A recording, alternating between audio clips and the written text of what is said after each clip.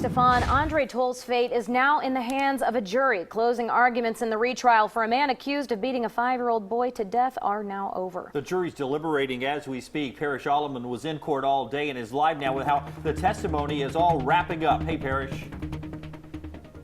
Within just the last minute or so, guys, we've learned that it looks like the jury has called it for the day. They do not have an answer or a verdict yet, but they were given the option at 5 o'clock to call it a day, come back tomorrow, and that's what's going to happen here. Now, before they went back to deliberate, they heard closing arguments. And one thing that both sides talked about was this stick that they've been using as evidence. It is about as tall as my waist, about as thick as my forearm, just a little bit smaller than a 2x4.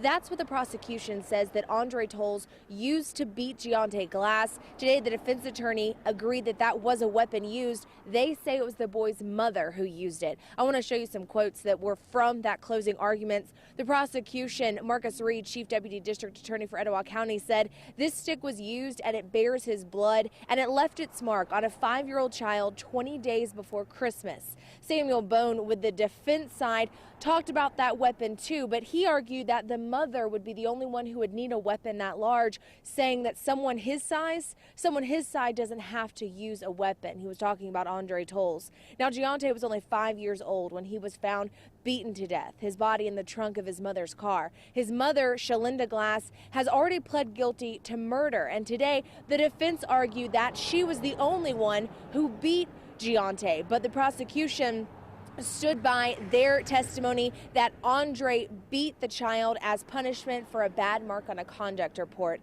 Now, the jury only got the chance to deliberate for about an hour. They went back into their room at 4 o'clock. Again, they have called it for the night. When they come back tomorrow morning and they deliberate, eventually they will have 3 possible options. They can either find Andre guilty on capital murder, guilty on the lesser charge of manslaughter, or they could find him not guilty. We're live in Etowah County. Parrish Alleman, WIT 42 News, coverage you can count on.